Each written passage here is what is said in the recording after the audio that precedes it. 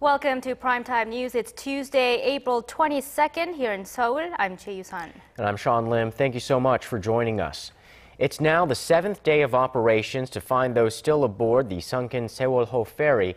Rescue teams are doing everything they can at the site of the accident in the hope of finding any survivors. However, so far, only dead bodies have been recovered, and the death toll, which is rising fast, currently stands at 121.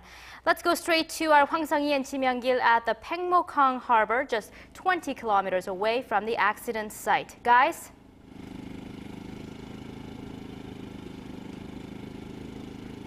Yusun, as you just mentioned, the confirmed death toll continues to rise rapidly, and the number is now well over 100.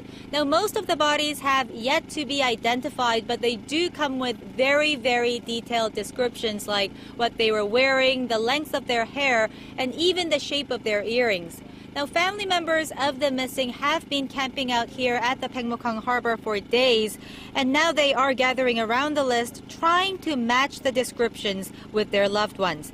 With the quick rising death toll, more and more families seem to be filling the Paengmok-hang Harbor. It is a heartbreaking sight to see as parents break down into tears when it is confirmed that a body is their child's. A temporary funeral parlor has been set up here at the Paengmok-hang Harbor that could hold up to 180 bodies. I understand that some disappointed parents of the deceased complain that the rescue efforts could have been done faster. Do they believe that their children could have been saved?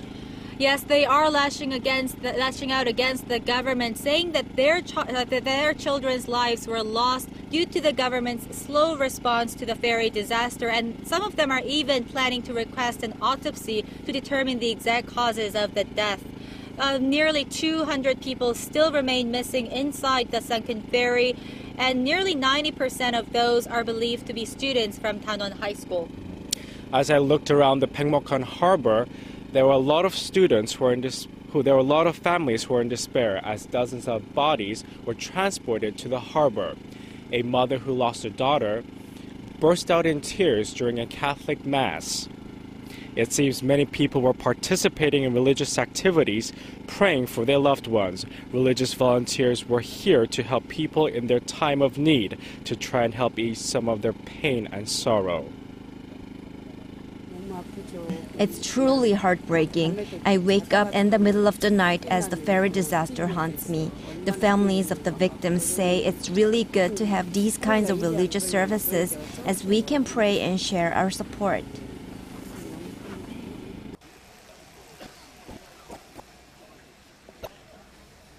Families of victims, but also many others who have come to Paengmok-hang Harbor to share in the pain.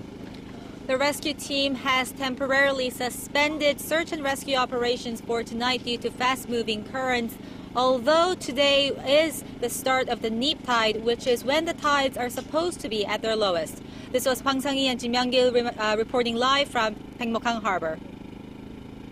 Let's move to the latest search strategy in locating the missing passengers of the Sewol-ho ferry. Operations are focusing on the 3rd and 4th floors, where experts believe most of the bodies will be found in the ship's cafeteria. For details, let's turn to our Kim Hyun-bin, who's standing by at the Central Disaster and Safety Headquarters on Jindo Island.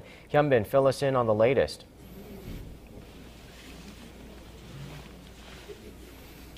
Hey guys, the spokesperson on Tuesday afternoon said that the search team had recovered 22 additional bodies on the 3rd and 4th floor of the vessel today, in addition to the 23 bodies that were recovered on Monday.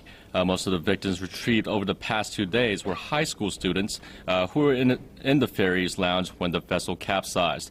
He added that many more unrecovered bodies are thought to be located in the cafeteria of the vessel, as it was breakfast time when the ferry started listing. That area is going to be the next place divers enter. Today, 239 vessels, 32 aircraft, and over 750 divers were deployed for search operations. Back to you guys. Hyun-bin, the international community is reaching out to help in this time of need. Can you tell us more about that? Yes, Jusan. The U.S. Defense Department said Monday that it plans to send in a Navy Savage ship to help recover the ferry. South Korea has not formally requested for the ship, but it's currently being moved from Thailand.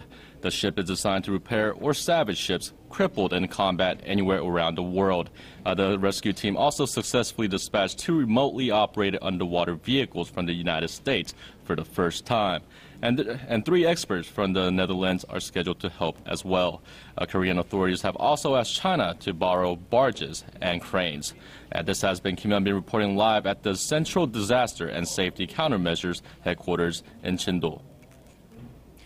Aside from the search and rescue operations, the big question that remains is what happened aboard the Sewol-ho ferry right before it capsized. Investigators are still trying to figure that out, but they have unlocked one piece of evidence that may help uncover others. Kim Ji-yeon has the details. For 3 minutes and 36 seconds after 8:48 Wednesday morning, the tracking record for the Sewol-ho ferry was apparently not connected and not providing information. But the Ministry of Fisheries has restored the record using data from the Mokpo Automatic Identification System base station. It shows nothing in the first 36 seconds, and a ministry official said that the Sewol-ho ferry could have experienced a blackout during this time. They believe the AIS device might have been disconnected for that period of time, but restored later using emergency batteries. After that missing 36-second period passes, the tracking record shows that the Sewol-ho ferry has slowly started turning starboard and then abruptly turned 45 degrees.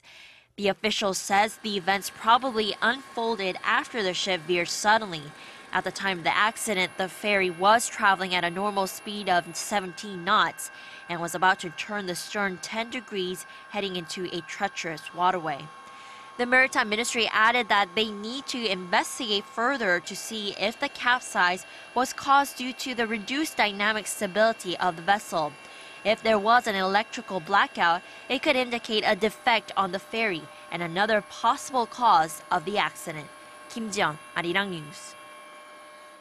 And the investigation into why and how the crew got off the ferry while hundreds of passengers were still inside continues. For the latest, our Na Hyung-kyung joins us in the studio. So Hyung-kyung, more crew members are now behind bars. That's right. Just a couple of hours ago, the Gwangju District Court issued detention warrants for the 4 additional crew members that were arrested yesterday. Now, they are not the 3, including the captain, that were already taken into custody over the weekend. So in total, now we have 7 of the ferry's crew members detained, and the 4 crew members claim they tried to correct the ferry when it started to list but failed because there was something wrong with the navigation equipment. Now, contrary to wide speculation, they also claim the captain did issue an evacuation order. As for the Korea Coast Guard pointing out the crew's failure to release 14 life floats, which they passed on their way to the rescue boats, they said they did try to release the floats but failed because they were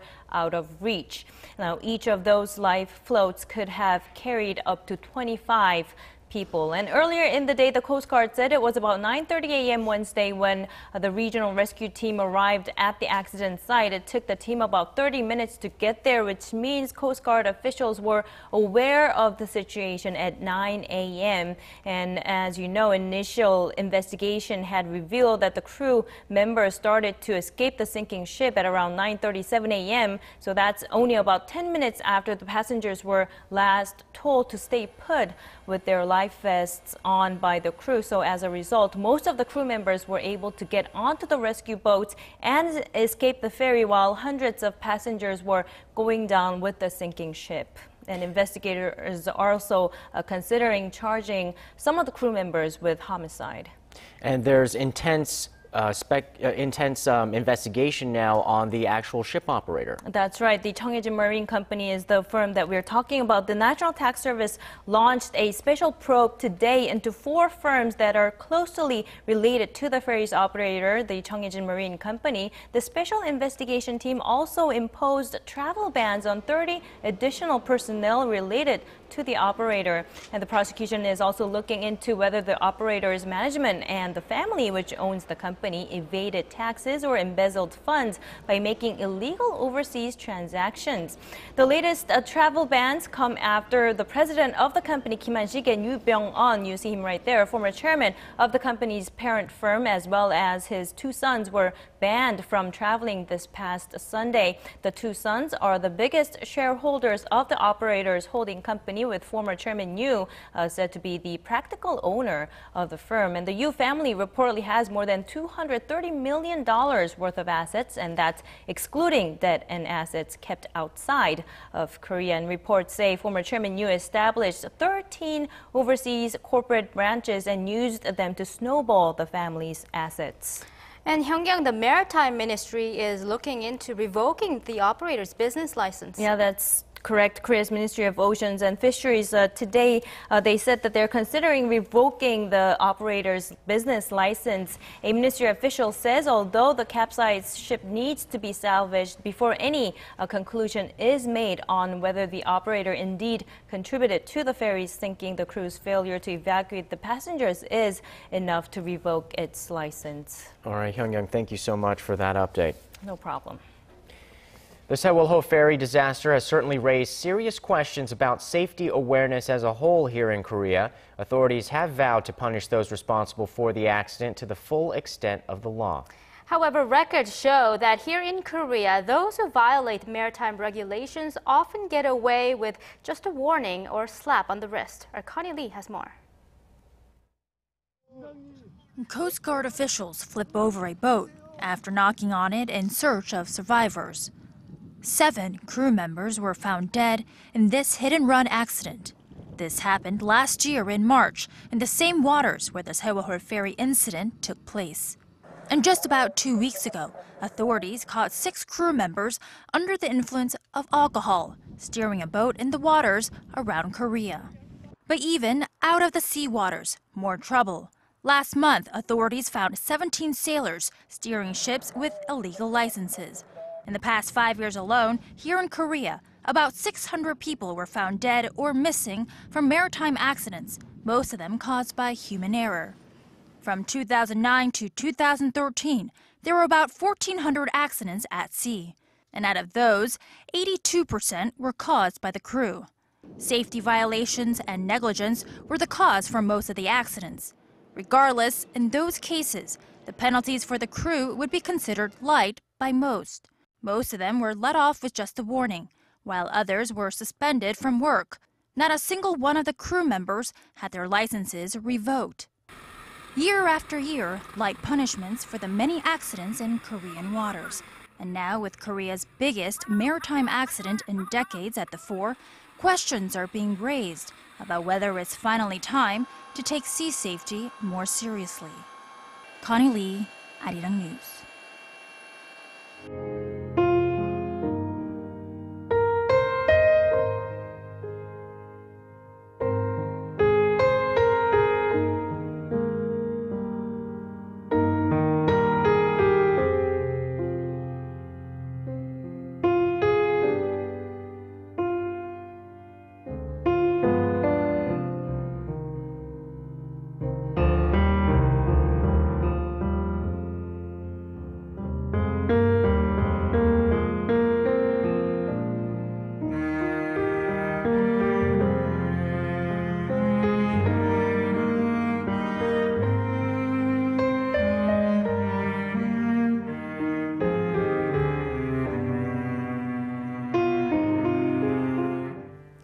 There is no news of any more survivors, but the families of the score still missing continue to wait, clinging to that last bit of hope, camping out at an auditorium in Jindo. Let's turn to our correspondent Hwang, who is standing by at the Jindo Indoor Gymnasium. Jie, how are the families doing? Guys, it's relatively calm here, but it's very tense as divers continue to pull out bodies this evening. And after 7 days of waiting, people here are exhausted both physically and mentally. Many went back and forth from the gymnasium to the Paengmok-hang Harbor to see what's going on with their own eyes. And while the whole country is hopefully waiting for news of survivors along with the families here, hundreds of volunteer workers came to the Jindo Gymnasium to offer a helping hand and to encourage the families desperately waiting for their missing ones to stay strong. I'm also a parent. I don't know how much these supplies can heal the sorrow of the families, but since they're sent from across the nation, I'm working day and night to distribute them to the families, hoping that they will provide comfort for them, at least a little. I came here today to support the families here, and because there are already so many volunteer workers, I feel bad that I can't help them anymore. Gia, we can see families lying down in the gymnasium and they look quite uncomfortable, but we hear that the government plans to do something about this. Yes, Yusun. Earlier today, a Coast Guard came to the podium and told the families that authorities are planning to partition the gymnasium to protect the privacy of the families. But some are saying that the authorities are acting too late, with fewer and fewer relatives of the victims staying at the gymnasium now as more bodies are being discovered and identified. The families are leaving to attend to their loved ones. The Coast Guard went on to say that the representatives of the families are now in discussions on how to proceed with funerals. The families that are still here are clinging to the hope that survivors will be found. There are notes at the entrance of the gymnasium, and one of them reads, "Come back soon, daughter, so we can have dinner together." It's truly a heartbreaking scene. This has been Hwang reporting live from the Jindo Gymnasium. The bodies that have been recovered from the Sewol-ho ferry are transferred either to hospitals or funeral halls, and as we've seen today, more are being released to their families. Our Shin Se-min is out at one of the hospitals in Ansan near the capital Seoul that is receiving the bodies. Se-min, what's the latest? Yes, a total of 11 bodies or victims has been released from the city of Ansan just today, with 5 of those being students from this location here at Korea University of Ansan Hospital. Now, as more and more bodies are coming in one after another, more victims come and go. And just an hour ago, 2 more victims arrived, and the bodies of Tanwon High School students with the surname Oh and another still unknown, but not much else has been released about the identity of the students, and that brings a total number of victims lying here at 8. Officials here at the funeral hall say that 4 more bodies are on its way tonight. And as for more victims arrive, more mourners after mourners are visiting the funeral hall to pay their respect. And on Wednesday, 25 more bodies are expected to be released at 8 different funeral halls in Ansan. In a briefing held at the hospital hours ago today, officials here say they are reviewing the possibility of releasing inpatients depending on their conditions. Now that this comes as the hospital has been saying that most of the patients' physical and mental conditions had improved since they were brought to the hospital the first day. And earlier today, parents of the students made an appeal at the Ansan Office of Education, urging for swift rescue operations and also criticizing the media for its indiscriminate reports on this tragic accident. And they've also asked for all of society to help them pass through this very difficult moment.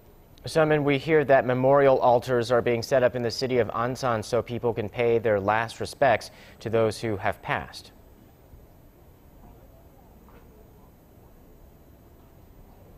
That's right. A temporary altar is set to be released and is said to be ready by tomorrow morning on Wednesday at around 9 o'clock.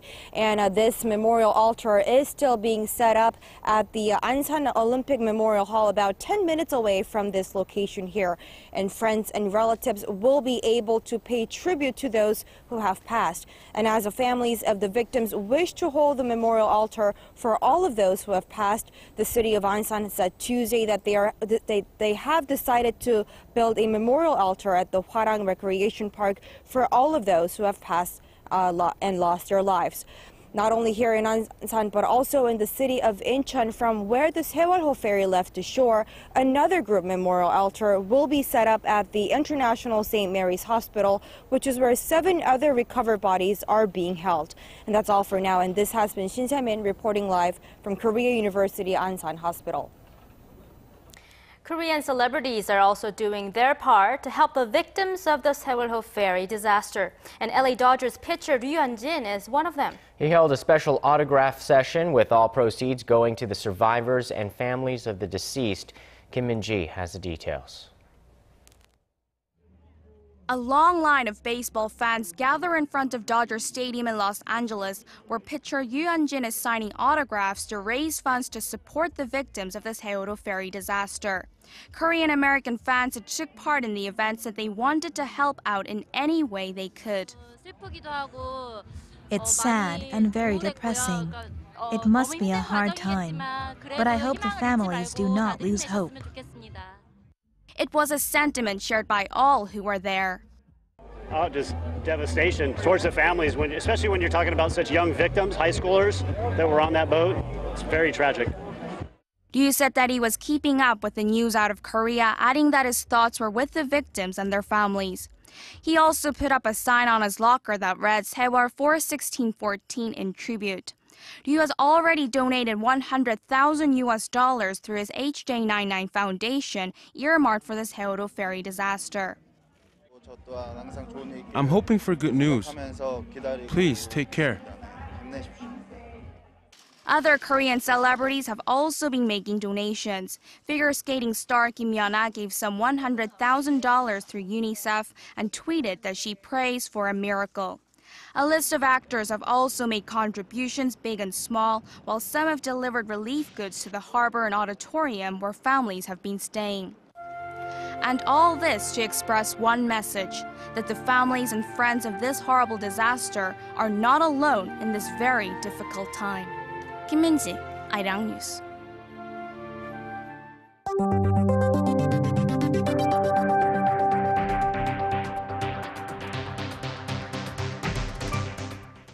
Korea isn't alone in handling the monumental task of combing the Sewol-ho ferry for survivors and bodies.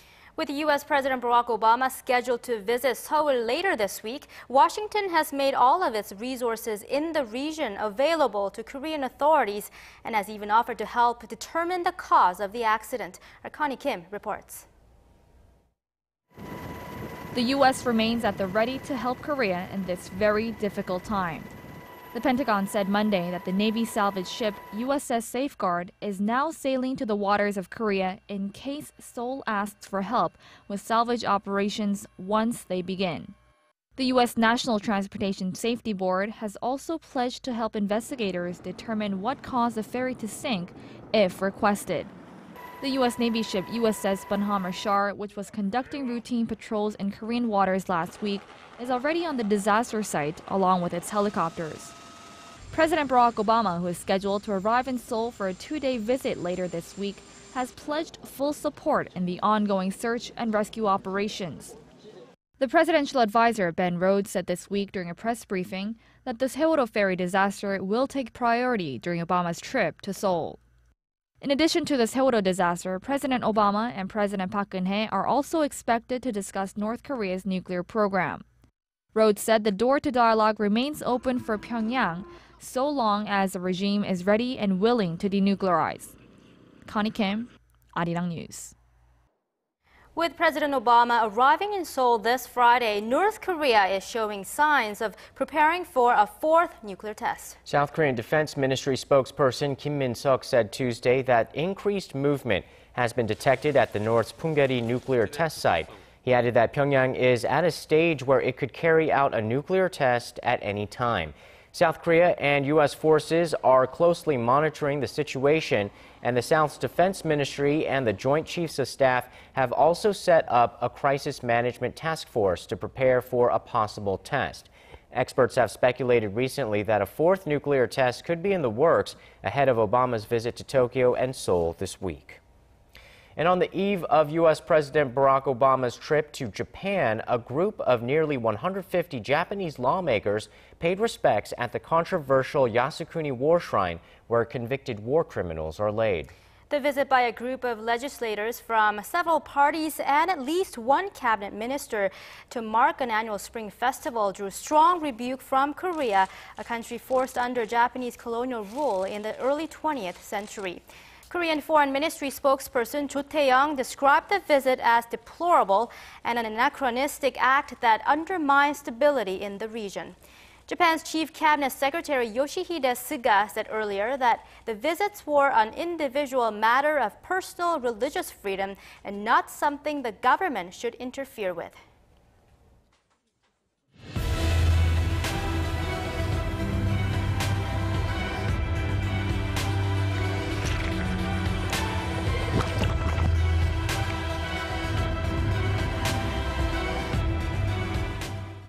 Rescue work has been making a lot of progress without too much difficulty thanks to the mild weather. And for details, our Kim Bo-kyung now joins us here in the studio. Bo-kyung, how does the weather look in Jindo? Well, guys, it looks like the weather in Jindo will continue to look favorable through this week. At the moment, it's about 12.2 degrees with misty conditions. Strong winds are blowing at 6.9 meters per second, but that's not an issue as waves are calm at 0.4 meters. Today through Thursday is when the speed of tidal currents should go down to their lowest. The tidal current should go down to about a meter per second. Now, tomorrow we will get 4 opportunities when the speed of tidal currents go down to as low as half a meter per second. That will be at 2:01 a.m., 9:13 a.m., 3:30 p.m., and 8:35 p.m. The weather outlook on Jindo for tomorrow looks to be more moderate than today, with wave heights going down to half a meter. Well, that's all for now, and I'll be back with the latest after midnight. Thank you, Bo-kyung, and those are the stories we're following at this hour. I'm Choi Yu-sun in Seoul. And I'm Sean Lim. Stay tuned for the latest on the ongoing sunken ferry rescue operation or find us online at arirang.co.kr. We'll see you soon.